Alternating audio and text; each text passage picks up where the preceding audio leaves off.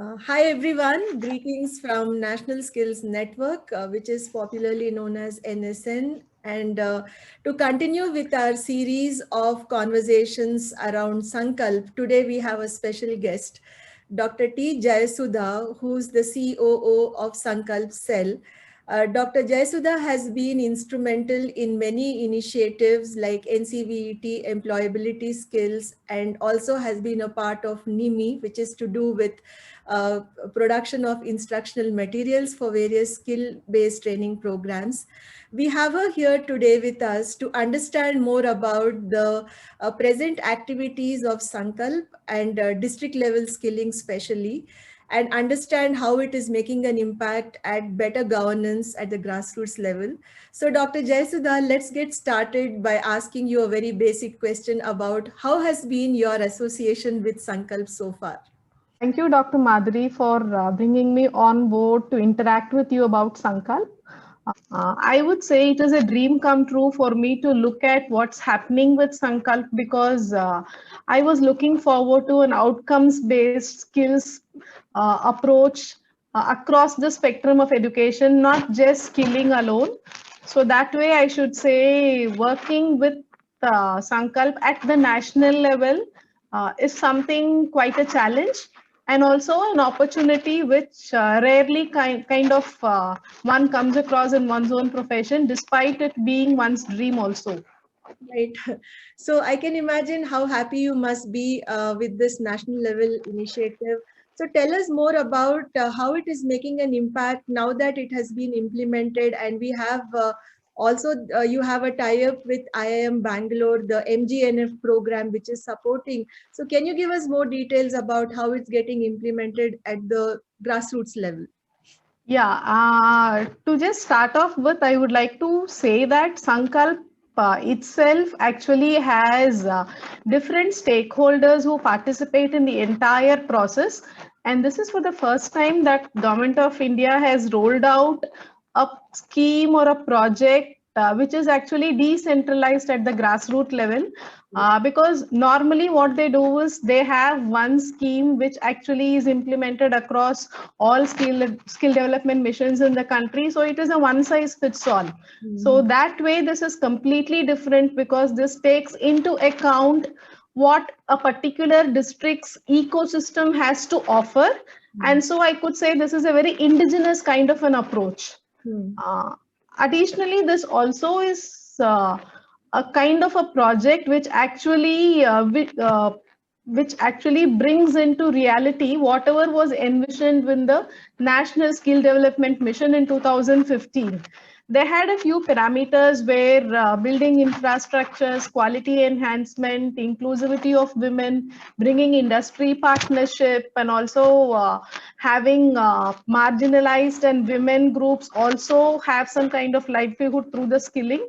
And also standardization with the implementation of NSQF aligned QPs and NOSes.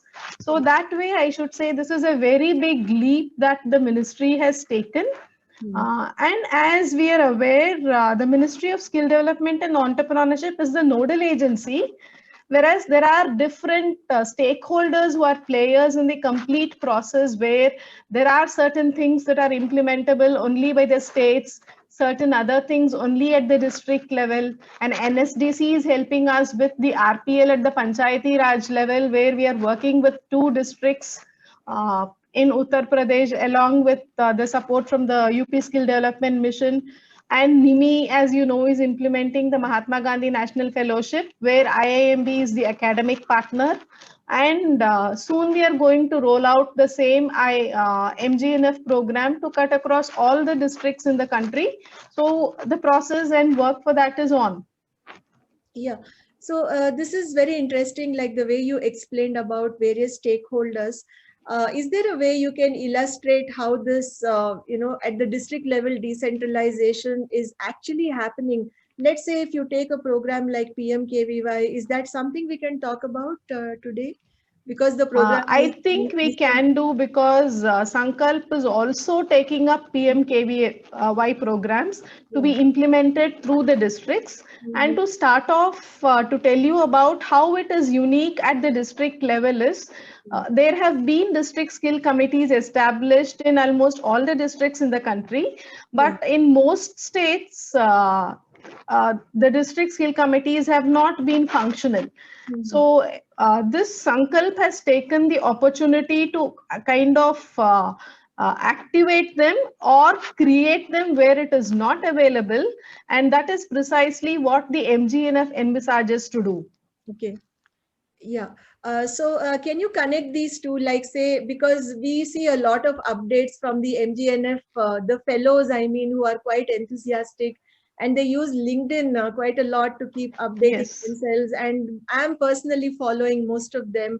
So a lot of work is happening there. And then on the other hand, let's say we have a flagship program like PMKVY, which this year is very clearly focused on the district level, and it's talking about decentralization, new role for district skill committees, SSDMs, and so on. So can you link these two so that it becomes a bit easy for our audience to understand how it is impacting at the ground level? Yes, sure.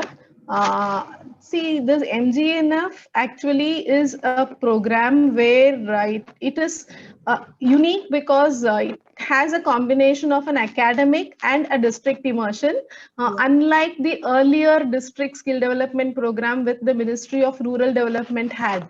So this is the first of its kind.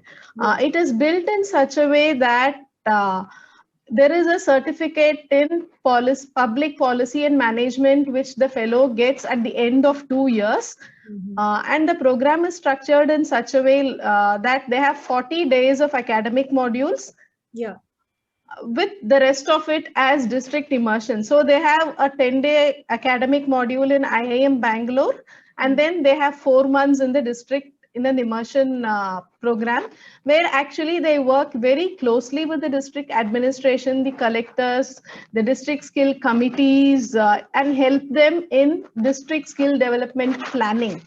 To cite an example, there was a district skill development plan kind of competition initiated by the Ministry of Skill Development and Entrepreneurship in 2018-19, and the proposal was sent to all the 720 districts in the country then, but only 225 districts participated amongst them, and 25 of those proposals were shortlisted.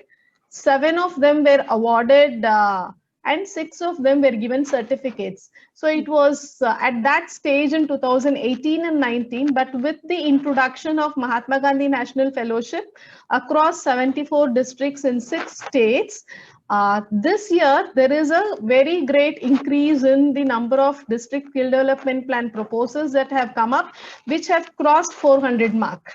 Okay. So that itself is a very positive sign.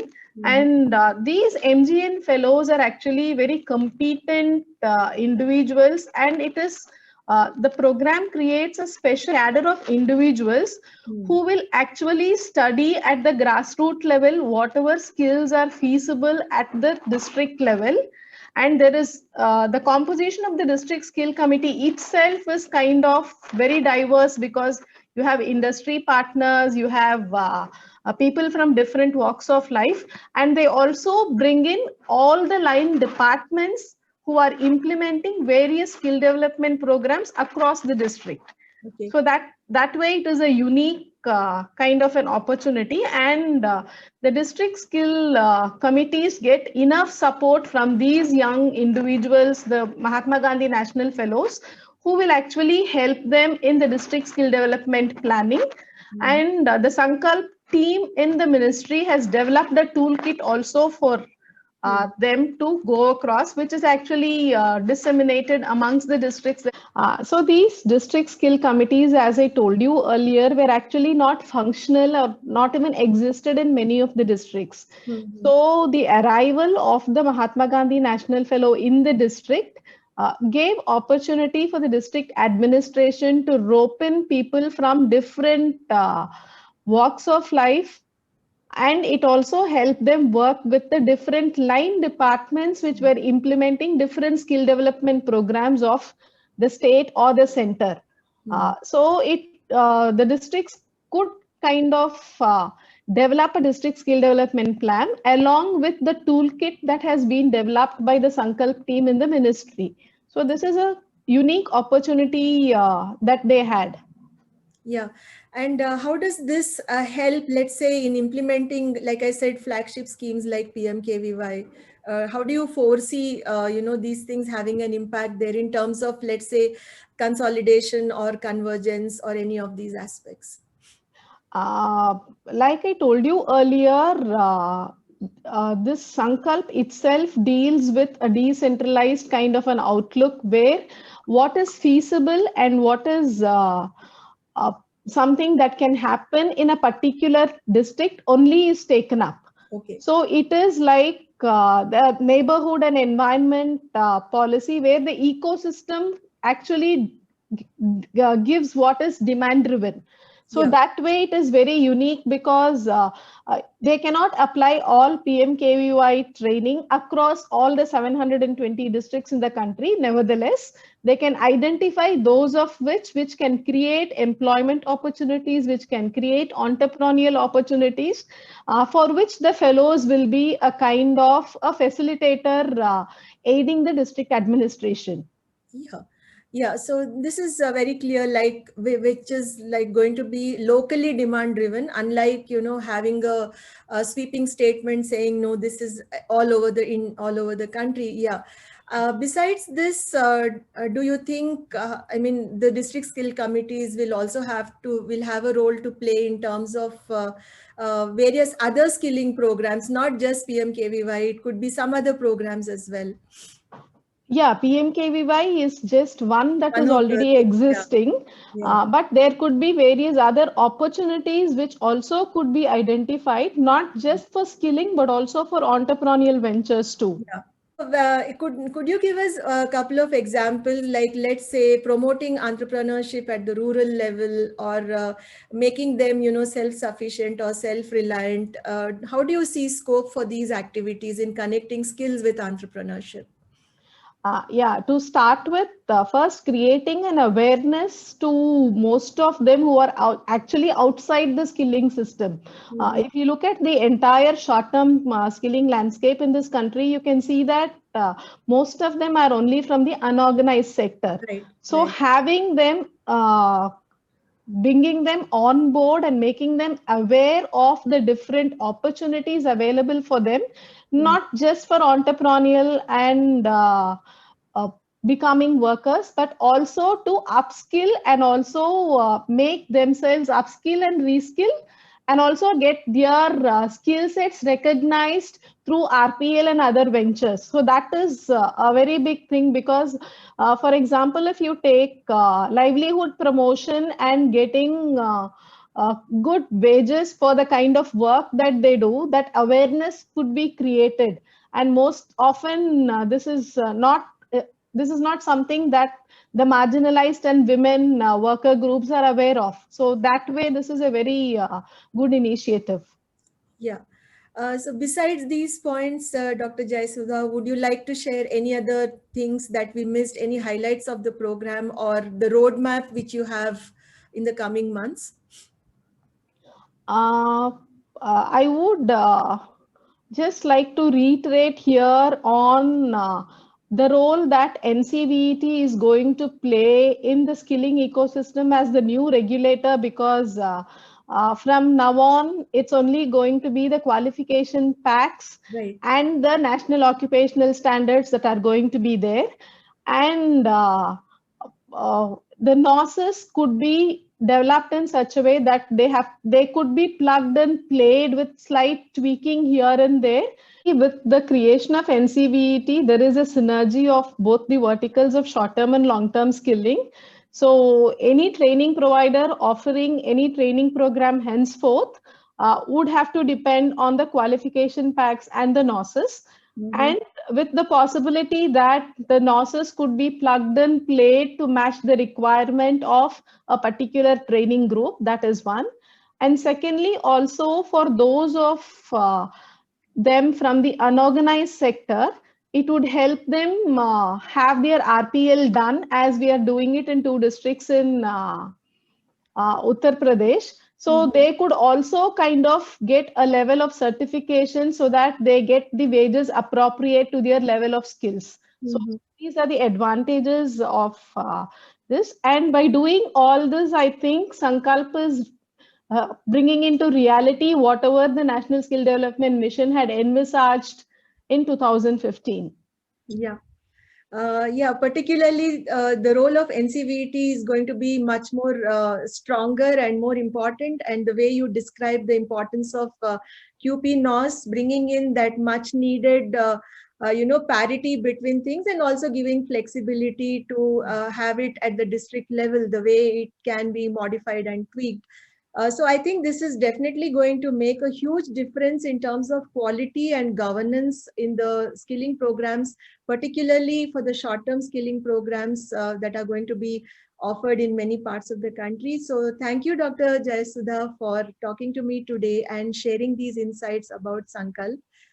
Is there anything else you would like to say besides all that you have told us so far?